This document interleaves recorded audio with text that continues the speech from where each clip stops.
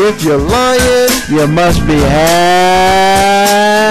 stepping. Ain't no half stepping. Marcus J. We are back for another live studio show. Your man Marcus J is back in the studio. I was out on the road last week. I called in, but I am back in the host chair once again.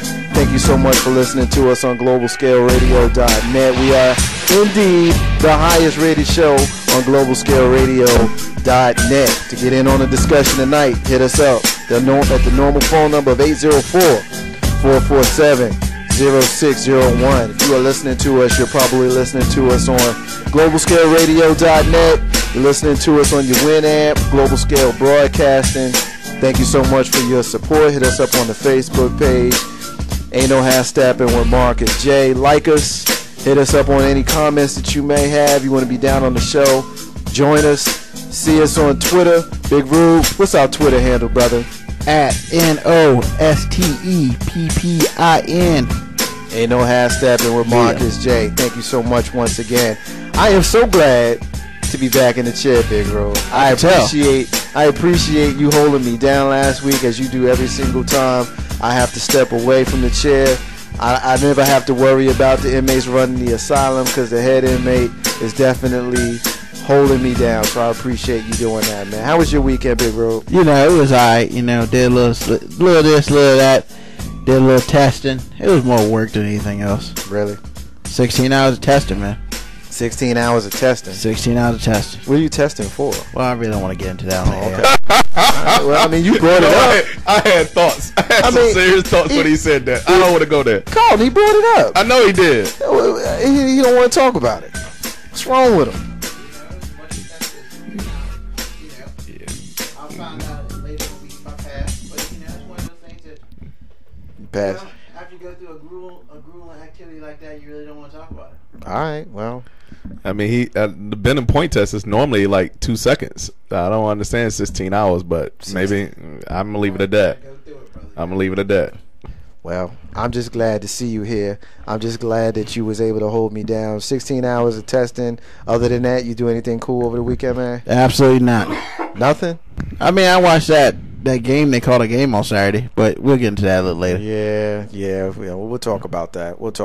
Colin Banks. Yes, sir. Colin Banks. Yes, sir. What's up, Colin Banks? Dude, I'm 199% better from last week. They talked bad about me. I was over here with the cough and the you know what's funny about that? Told me to get some drugs. You know what's funny about that, Big Road? Of course, you know Marcus J did the first segment from remote location, so of course I was able to talk to you, but I hadn't been able to get the full, the full Carlton Banks sickness until I went back and listened to the tapes, and I was like, "Yo, you know what he sounded like, Big Rube? He sounded like Muhammad Ali and Charles Barkley's love child." There you go. That's what you sounded like. I was like, "Yo, what's up with this dude, yo?" But you doing better? You feeling better?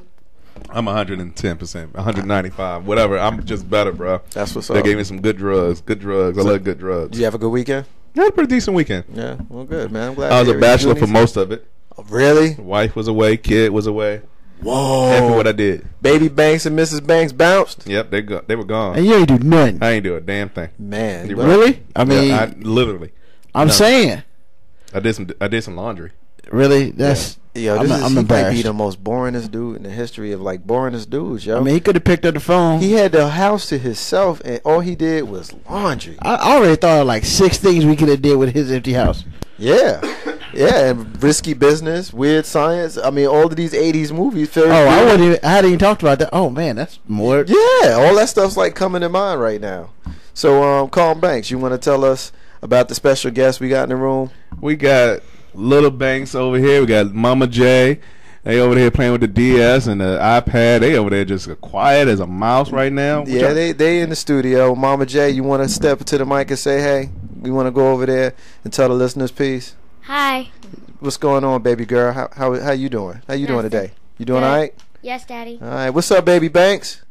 What's up, baby Banks? You want to say peace? Nothing. How you doing, man? Good. You doing all right? Yes. All right. You hanging out with Mama J today? Yes. All right, y'all two be cool over there, and maybe if y'all nice to us, we might be nice to y'all. They need to get a job for this summer. Yeah, the two of them, don't they? I know. Hey, y'all can open up a lemonade stand together. That would be cool. And it's funny, Big Rule, because as we look over at the children, our future, Carlton Banks and Marcus J's future sitting over there, their heads down in the electronics. They staring at the globe, at the little glowing cube right there. You know what I mean? Yeah, and when y'all were talking to them, they didn't put the head up. No, They was like, no. yeah, whatever. Yeah, Keep moving. Y'all like, got we stuff don't want to to do. be on the mic. We playing DS and iPad. That's all right. They don't get to rant tonight like we do later on. But in you the know what, last though? segment of the show, like we do every week. You know, our version of that was one game, and it was a little thing about the size of this phone right here, and it could be Pac-Man or Frogger. That's what we had. I remember, Big Rule, you remember the little green football game? Oh, that was hot. Remember the football game? Yeah, we had to move with the little red Oh, dots yeah. on that joint. You had to get away from the blockers. No, I had that joint. I mean, I bet you if I look at my house hard enough, I will find it. That joint is hot. Man, and then you be shaking that joint, trying to run and whatnot, and all it was little red dots. That's crazy. That's Now, crazy. Did you have the Atari 2600? I had 26. I did. I had I did. 52. I had 26 I and just 50. stopped at 26. Yeah, I had 26 and 52. And Yeah. a lot of people I knew they had ColecoVisions. and What? I didn't have ColecoVision. After the 5200, the next thing I ended up getting was the original Nintendo. The one you had to press the button, Yeah, I press had the a- game down, yeah. and then you had to You had to blow the game. Yeah, you remember that joint? Yeah, that was terrible. That was terrible. So anyway, Marcus J's weekend was pretty good. I ventured south down to the ATL, so I was kicking it with your man K-Dub last night in Atlanta, GA. Marcus J and K-Dub were in Turner Field. We were at Turner Field watching the New York Yankees play against the Atlanta Braves. You know, I was hurt. Who won that game? The The New York Spankies. Yankees won 3-0. Shutout. Ivan Nova pitched pretty well. Whatever. You got to see Raul Ibanez hit one over the wall. You got to see Nick Swisher stealing a home run. It was cool to see Larry Jones come back off the DL. Yeah. He's got a nickname. Chipper. Yeah, that's it. Yes, You know, it was good to see. Why you gotta be Larry. disrespecting the man? Wow, he used his Larry. government name. Larry. Why you- Larry. you know- I didn't know that was his first name. I thought that was his first name. Larry. That's his first name. Yeah, that's Larry Jones. It was cool. But you know what I do want to talk about? What's You up? know, typically we do a sports roundup, and I don't want to take a whole lot of time because we got a lot to get into this week. And I don't know if anybody saw this, but if you've been around the TV in the last 72 hours, you certainly heard about what happened with this fight over the weekend. Oh yeah, Yo. yeah, Pacquiao. Yo, He took an L. yeah, all right, he took an L, but that's all you got to say about the L he took? You know, I didn't see it. I didn't see it either, but I didn't need to see it. Apparently, Hey, I mean, he lost. That's all I got to say. that's all you got to say. I mean, because really, man, if I'm correct, well, I'm not correct. Now, I don't know how it went down. But I don't know if Pacquiao had beat this dude up most of them. All right, let me tell you. Tell me how it went down. Tell you. Again, in the interest of full disclosure, I didn't watch the fight, but I was blogging online the entire time of the fight, so I was pretty much paying attention to it as it was going on, even though I wasn't in front of the TV. Yeah. And by pretty much all accounts, not Larry Merchant, Harold Letterman, the HBO guy. You know the one that comes on and he goes, "Okay, Jim, 3 rounds to," you know that guy. Well, at the end of the fight, he had to fight Pacquiao 11-1. Okay, HBO, not just Harold Letterman, but all their people. Yeah, Fetterman had like 119. 11-1 Yeah. Pacquiao as far as rounds, and pretty much everybody except for the 2 judges that gave the game, the fight to the guy who won, whose name I can't even remember because he's irrelevant, had him winning the fight. Now here's my thing: this dude, before it was announced that he had won the fight, said to his corner, "I tried everything I could, I just couldn't beat him." This is what he says to his corner. And then when they announced the split decision, everybody's still thinking that Pacquiao wins the fight until Michael Buffer says, "And no!" And everybody lost their mind. So my question, all right, well, since you didn't watch the fight, that's fine. I'll ask you a question All right. that doesn't require you to have seen the fight. And I'm going to start with Carlton Banks on this one. First question is, are you a boxing fan? That's the first question. Just give me a yes or no on that one. Okay. My next question is, do you trust the fact that they have judges and the judges' opinions in the fight? I am a boxing fan. I'd like to see some good fights. Do I trust the judges? No, because first of all, if those suckers blink, how are they going to sit there and count the punches and make sure everything gets landed correctly? To me, boxing needs some type of electronic device that can capture when you hit the head or something like that. Hey, man, technology says, stop staring at me like that. I'm just saying. But, you know, the judges are human, so they erred badly from what I saw. I didn't see the fight. Big Rube, same question. Same question. Same two questions. Boxing fan? Yes. Okay. What was the second question? The second question was, do you feel that it's basically, you think it's a fair sport, corrupt sport? You know, I didn't quite ask it that way. As far as the judges go, yeah, I'm pretty sure it's fair. I think the corruptness comes in everybody else. The thing about it is, one, Bob Arum, the person who manages Pacquiao, oh, guess what? He managed the other guy too. So for him, it really didn't matter. Number two, one judge, if I'm correct, one judge was like 110 to 101, and the other two judges were close.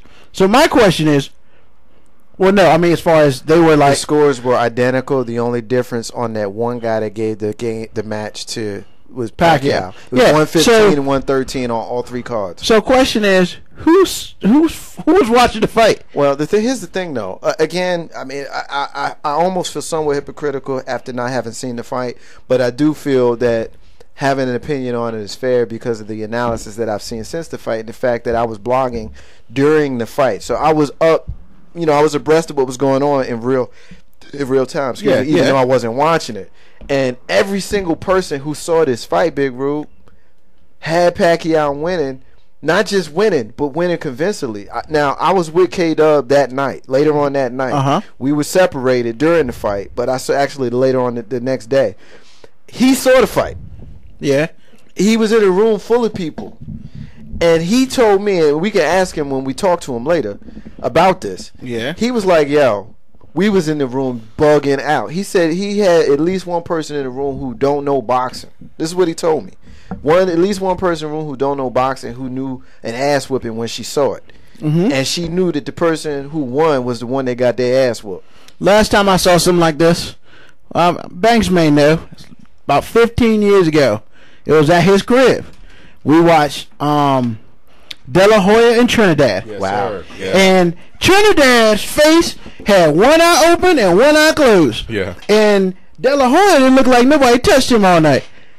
But somehow, Trinidad won the fight. I went ballistic. I was like, hold on.